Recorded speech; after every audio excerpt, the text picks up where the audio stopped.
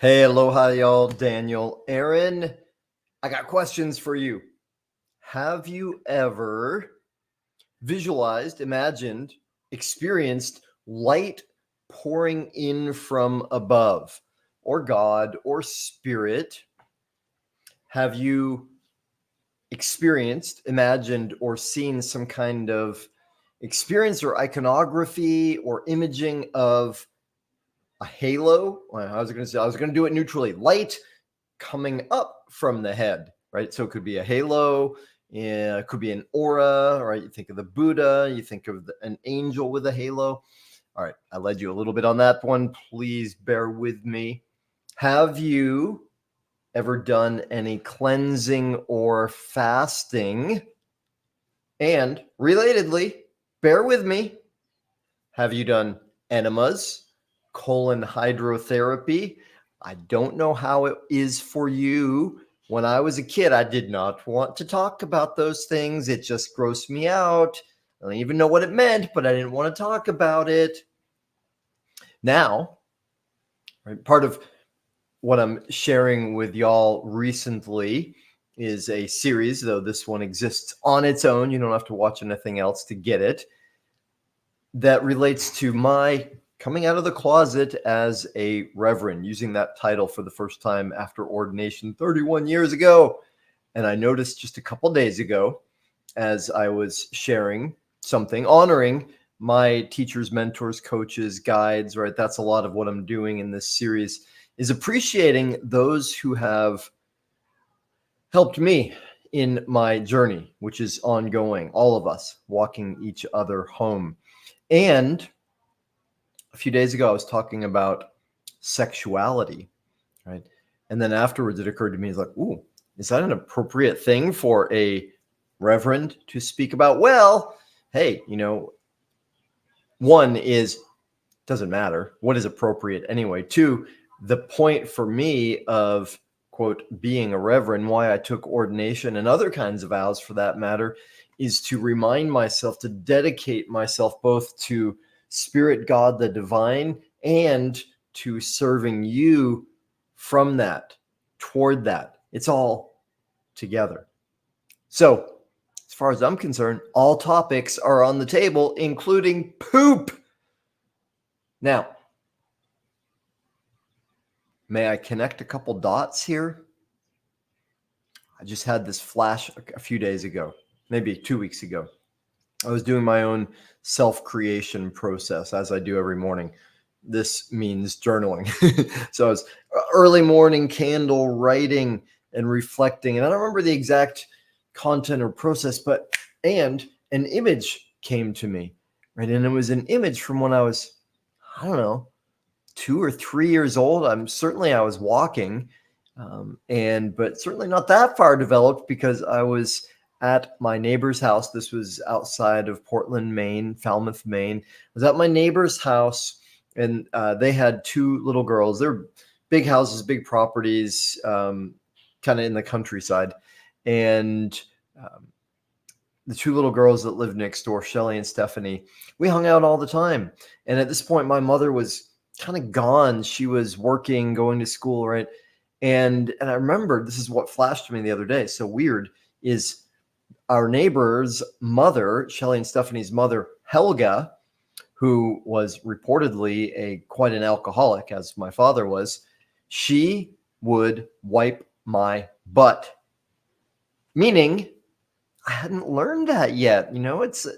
I forget. It's been a while since I didn't know how to do that. It's a skill, right? And for whatever reason, I guess I was on that transition from diapers into self-sufficient pooping and cleansing.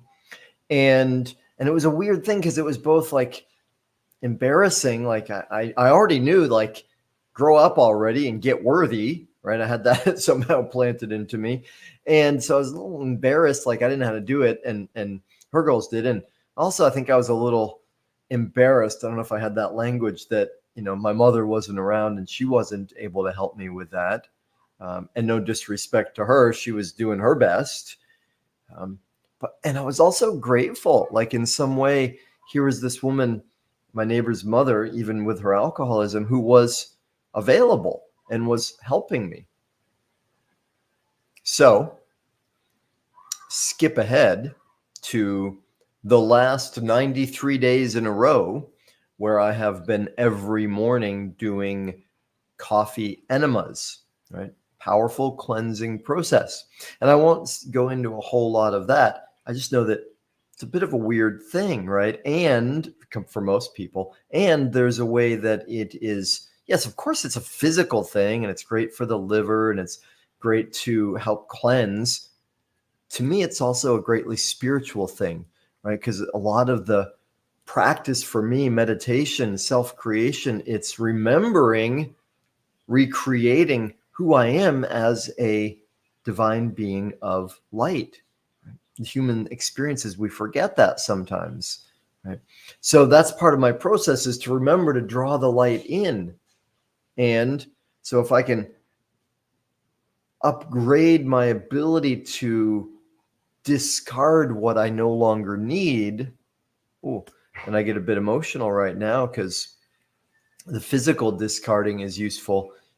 And I flash back to this very morning when I was in process, again, journaling, imagery here. I was in process of self-creation, and part of the way that works for me is to say, hey, this is who I really am, right? And my highest ideals for myself, the truth of me as a divine being, I write it, I speak it, I declare it. And I also become very sensitive to my body, my gut, my intuition, the voice that might come up and disagree with that assertion. And it happened today. That's, I don't know, I'm not remembering the exact content, but it doesn't matter for our purposes. It was something about not being good enough, right?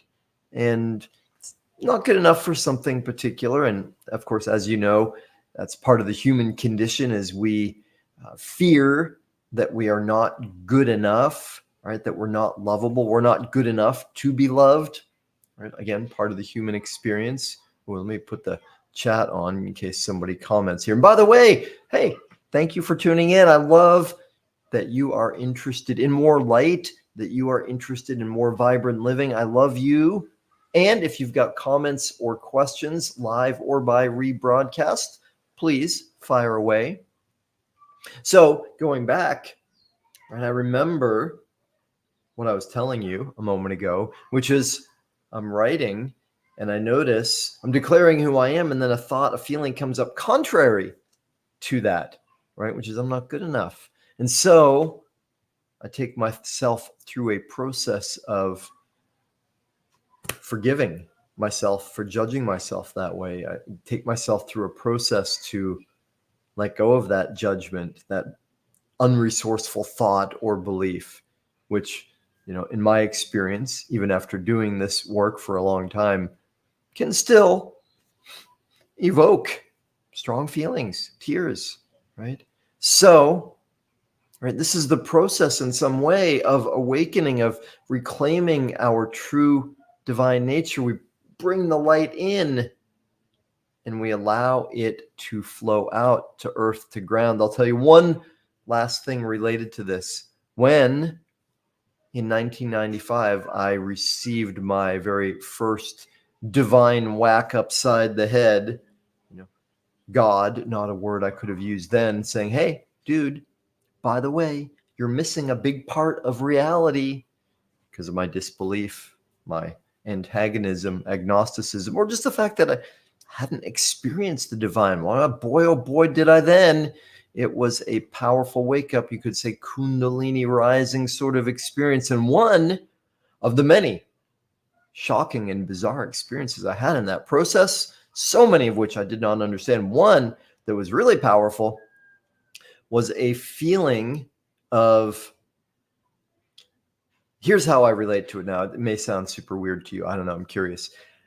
Light, God, divine energy pouring through me to such a degree that my psycho-emotional, spiritual, physical system said, oh my goodness, what do we do with this? It's so much. It's too much.